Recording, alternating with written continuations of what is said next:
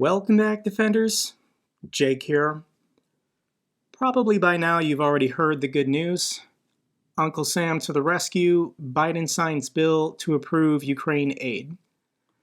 The final vote in the Senate took place Tuesday night, 79 in favor, 18 against.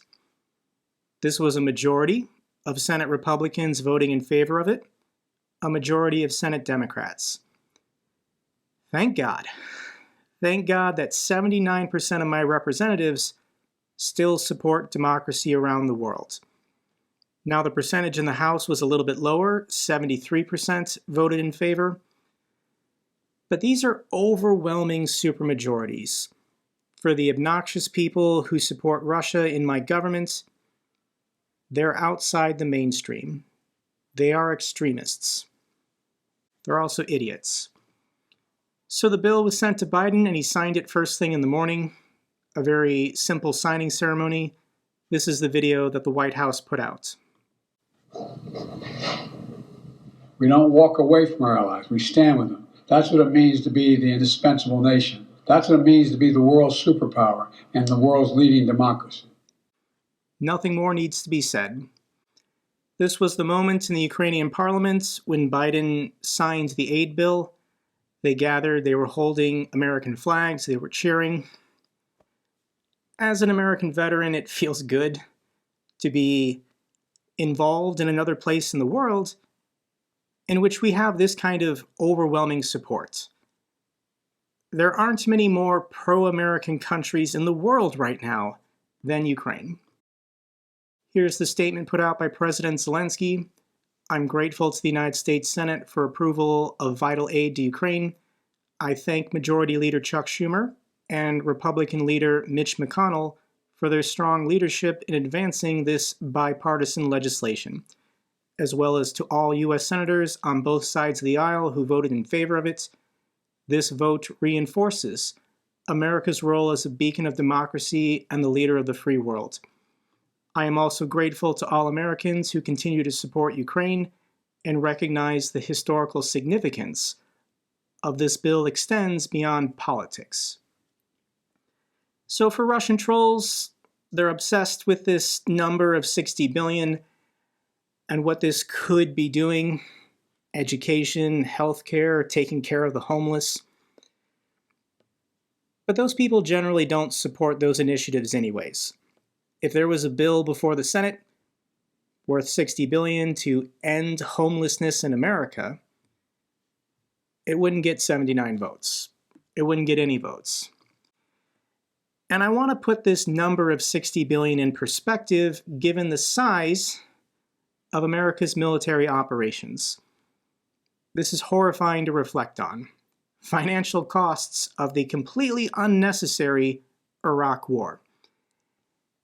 And on top of our annual defense budget, and it was pretty big even 20 years ago, Congress passed all these supplementals to pay for the war in Iraq.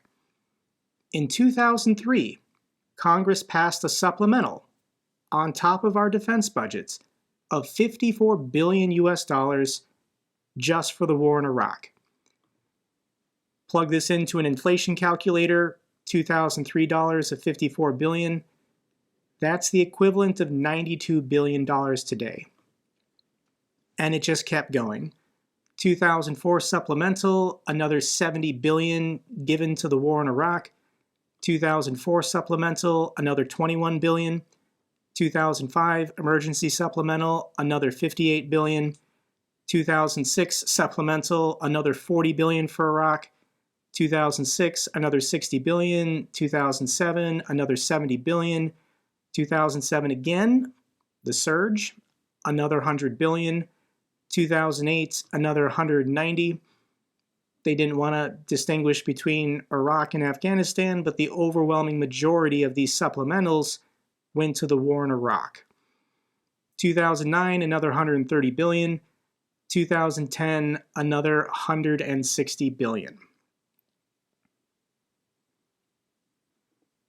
Honestly, people should be in jail for this, because this is criminal negligence of U.S. tax dollars. But these were American soldiers on the ground in Iraq. What representative wanted to vote against this? Making sure that troops committed on the ground didn't have all the resources and equipment they needed to fight the war that we somehow got into. So yes, 60 billion is still a lot. I don't want to diminish that. But compared to other operations and the entire size of the DoD budget, for America, 60 billion really isn't that much. And what did we get in Iraq?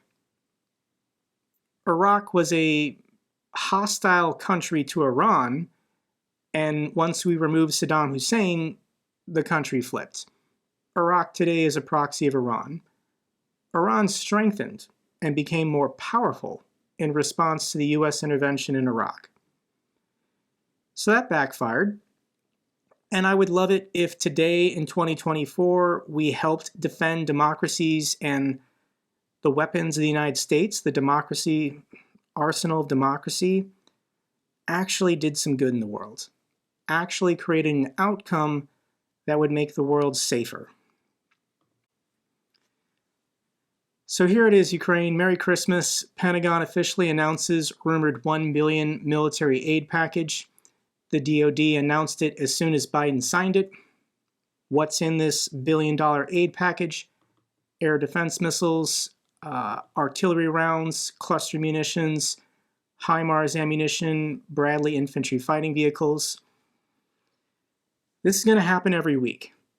Every week, the United States is going to announce another billion-dollar assistance package. This video was taken yesterday morning at a truck stop on the Polish-Ukrainian border. There just happened to be a bunch of flatbed trucks loaded up with Bradley infantry fighting vehicles. Curious how that got there so fast. But this is the story that everyone's talking about. U.S. provides Ukraine with ATACMS missiles for use within its border, confirmed by the State Department. So this is a pretty interesting admission from the State Department. I want to play this clip in which they reveal that the United States actually sent ATACMS to Ukraine over a month ago. I can confirm that the United States provided Ukraine with long-range ATACMS at the president's direction. He quietly directed his national security team to send ATACMS to Ukraine for use inside Ukrainian sovereign territory in February. They started moving as part of the military aid package we announced on March 12th, and those missiles arrived in Ukraine this month. We did not announce this at the onset in order to maintain operational security for Ukraine at their request, and I'll defer to them to speak about their use and how they may or may not be operationalized. That's fascinating. So the $300 million assistance package announced back on March 12th, this was under Biden's presidential drawdown authority. The United States secretly sent long-range ATACMS. And this is what the Russians said.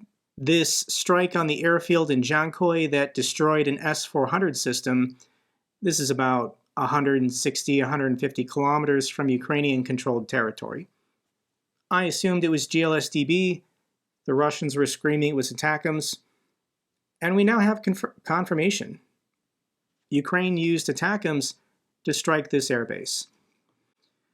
So finally, Ukraine is going to get the longer range version. If you remember going back to last October or November, the United States provided the cluster munition variant with a range of 165 kilometers to destroy these helicopter airfields, one in Donetsk and one in Zaporizhia. But Ukraine's getting everything, and they're getting probably hundreds of these over the next couple months. This green shaded area is the range of GMLRS. They're getting more of those now. Yellow is GLSDB, and red is ATACMS. You can clearly see that every inch of Crimea is now within striking range of these ATACMS missiles. The Russians are panicking. Russian propaganda predicts big ATACMS attacks that the Kremlin probably can't stop. So we've got Olga on Kremlin State TV crying her eyes out. Let me read for you this clip. For understanding, 300-kilometer range ATACMS missiles means Belgorod, Kursk, Bryansk, Voronezh, Sevastopol, Oryol, Lipetsk, Donetsk, Luhansk, Rostov-on-Don. This is a huge territory of our country, which the Ukrainians are now reaching. I say now, even though American sources say that the weapons will be delivered only by the end of the week, but we see every time that before announcing military aid, the Americans, as a rule, deliver this aid to Ukraine. So we assume that everything that is due from this $61 billion military aid package is already on the territory of our enemy. May all you Americans burn. Furious Russians react to U.S. aid to Ukraine. Ukrainians are looking forward to reopening the blocked pipeline of military support from the United States. Russians on social media are absolutely furious. What a shame. So here's Solovyev on Kremlin State TV. He looks pretty depressed. He looks like he's been drinking a little bit more than normal. And this is what Solovyev has to say in reaction to this aid package. We rushed to bury the West a bit prematurely. I have been saying this for a long time. We are wrong to underestimate its determination. We are an existential threat for the West. We refuse to accept their supremacy. We are the ones challenging them. Not China or anybody else is the main existential threat for the West. At this point in time, we are the only nation that can physically destroy the collective West. Neither Iran or China are capable of that for different reasons. The main point is that right now, neither China or Iran currently have the capability to cause overwhelming, incapacitating damage to the United States. There is no other West, he's saying, without the United States. We should realize our borders go all the way to Mexico. Our borders don't end in Ukraine. Our borders end wherever the security of our country will be ensured. If we need the Atlantic Ocean, it'll be the Atlantic Ocean. So that's Solovyev saying that Russia is going to destroy the United States and annex all of North America up to the Mexican border. If Russia feels insecure or unsafe, they're going to kill as many people as possible and annex their territory. I don't know how people living in the West can get behind that message. So here we are. Everyone's been asking about these drone strikes on Russian oil refineries. With the aid package passing, would they continue? And it's no coincidence that the exact same night that the Senate passed the bill, Ukraine struck an oil refinery to send a message to the Russians, and probably also send a message to the Americans. But this was two separate strikes, one at an oil depot and the other at an oil refinery. So in Voronezh, a refinery was struck, and Smolensk, an oil depot, was struck. Russia doesn't have the capability or the air defense systems to stop these attacks. Ukraine is now proven, even with the help of America or not the help of America, they're going to keep going after Russia's oil refinery capacity. This is a hilarious story. Russian Deputy Defense Minister held in custody on bribery accusations. So this man's name is Timur Ivanov, and he's Defense Minister Shoigu's right-hand man. This is Shoigu's most important general, directly underneath him. And he was in charge of overseeing the construction and procurement for the armed forces of Russia. So this guy had the best job in the Russian MOD. This is the guy that can make money disappear. And they arrested him in his office while he was in his uniform, immediately took him to court, and didn't even allow him to change. As an outsider looking in, I view this as an embarrassment for the Russian military, but this was obviously their objective. There's so much rampant corruption up and down the chain of commands. that Putin himself felt the urge to intervene and make an example at the highest possible level.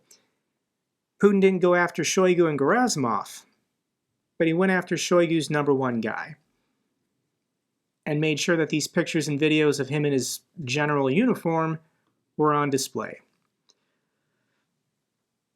But once again, in Russia, corruption is how you buy loyalty. When you're a dictator and you don't respect anyone or anything, you maintain your loyalty through corruption.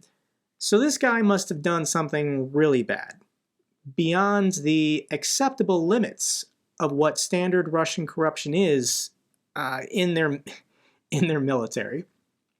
But all these pictures and videos coming out online of the kind of lifestyle that this guy led,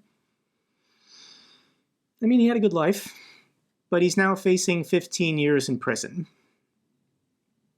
Maybe after his conviction, he'll be allowed to leave prison and join a Storm Z unit and be used as cannon fodder on the front lines. Ukrainian intelligence says they got the Russians to arrest one of their own. An intelligence source said that law enforcement detained this general after Ukrainian intelligence revealed secret documents from the Kremlin exposing this guy's absurd levels of corruption, apparently. As you can see from this picture, this is Putin, this is Ivanov, and that's Shoigu right there. I love to see the Russians fighting amongst themselves. One quick story that we have to follow up on. Included in this defense aid package was a ban on the social media app TikTok. TikTok's parent company is ByteDance. This is a Chinese company. And a lot of Americans have very strong opinions about a potential ban on TikTok. Is this a violation of free speech? This woman right here is holding a sign saying, "I'm one of 170 million Americans with a TikTok account." But now that this ban has gone through, the Wall Street Journal and the New York Times did their own independent research, basically investigating the algorithm of TikTok. And the evidence is irrefutable. When you actually look at the data, the Chinese government, of course, has influence over the search algorithm and the recommendation algorithm on TikTok. Meaning tens of millions of Americans using this app are only seeing filtered content that the Chinese government wants them to see. Case in point, if you search on TikTok for Hong Kong protests, Tiananmen Square, Tibet, South China Sea, Taiwan, Uyghur genocide, or any content that is pro-Ukrainian, you're not going to be recommended that content. It's not going to rank high in search results. This analysis is in comparison to YouTube Shorts and Instagram Reels, which basically is the same thing, except the Communist government of China is not censoring what you see. I support this ban on TikTok. The more I learn about it, the more horrified I am. There is going to be a court battle, and a judge ultimately is going to decide this. It might even go to the Supreme Court, and I will be following this story because I do think it's important. Let's get to the good news for Ukraine. A drone coalition led by the UK and Latvia has raised over 500 million euros to purchase as many drones as Ukraine can handle. 7 other countries joined this coalition, including Germany, Canada, the Netherlands, Lithuania, Sweden, Estonia, and Denmark. But this is in response to all these military units fundraising on their own. The governments of these EU countries got together and they said, this is absurd. Let's actually allocate from our treasuries as much money as we can get to buy as many of these drones that fight the Russians and save Ukrainian defender lives. Denmark announced they'll allocate another 40 million to bolster the private sector's involvement in Ukraine's rebuilding process.